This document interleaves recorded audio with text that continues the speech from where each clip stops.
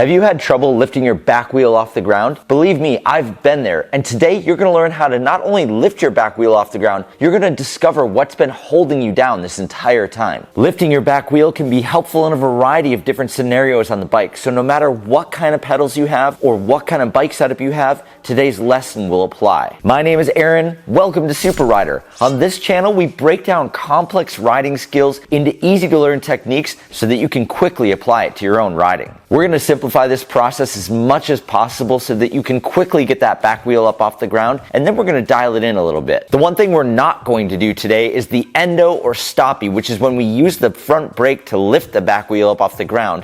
While it does technically work, you can't really apply that when you're riding. It's a cool parking lot trick and it does have its uses, but it's not really what we're going for today. So if you wanted to learn the endo or the stoppie, there's a video link in the description and you can go into a complete video about that. But today's video is really about lifting our back wheel up off the ground while we're rolling along. There are two different elements that we're going to focus on to get that back wheel up off the ground: what your body is doing and what your pedals are doing. If you can get both of these locked in, your back wheel will come off the ground on command. Let's start with our body. We're going to talk about unweighting. Unweighting is the concept of moving our body away from the part of the bike that we want to lift up. A big reason why your back wheel likely hasn't come off the ground is that you're sitting too far back on the bike, and that's holding the back wheel down and in place. When we unweight the back wheel, we quickly move forward to the front of the bike, and that lightens the load on your back wheel and makes it easier to lift up. In fact, sometimes you can just get away with the unweighting motion to bring the back wheel up off the ground.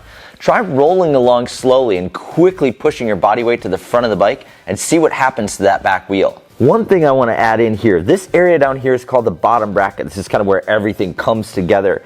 And this point right here is more or less the center line of the bike. It's sort of your center of gravity right here. So when you think about unweighting and specifically going forward on the bike, you need to be in front of this bottom bracket area for the back wheel to feel the unweighting. And if you ever wanted to lift your front wheel, you would need to be behind where this bottom bracket line is. So think about this area right here. If you're in front of it or behind it, that's what's going to make so much of your unweighting actually work. Now that we know what to do with our body, let's talk about what we need to do with our pedals. Getting your unweighting plus this pedal motion working together is sort of the 1-2 punch that's going to make you super consistent with being able to lift that back wheel up on command. The technique we're going to focus on is called the pedal scoop.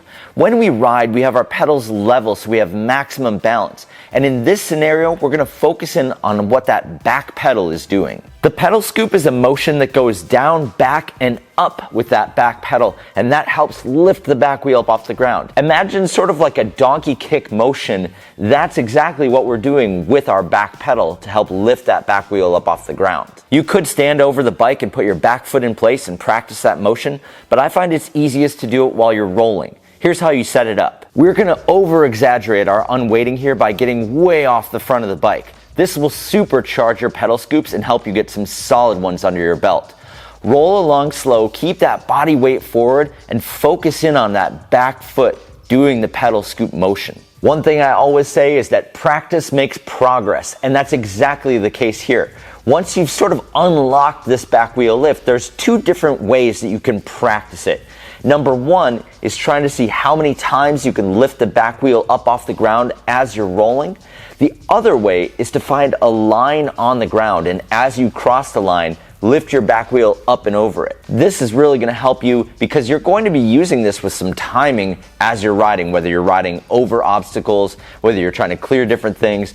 In any case, both ways will be extremely helpful for you to practice, and I highly recommend both. To continue progressing with your skills, try to ease off the front of the bike just a little bit to find that sweet spot where you can still unweight and lift the back wheel without being way over the front of the bike. As you get better and more efficient with this skill, it will become easier to lift the back wheel off the ground. If this video was helpful for you, consider sharing it with someone you ride with. If you want to continue progressing on your bike, make sure you're subscribed to the channel so you don't miss the next lesson. And if you can't wait that long, go check out this video right here.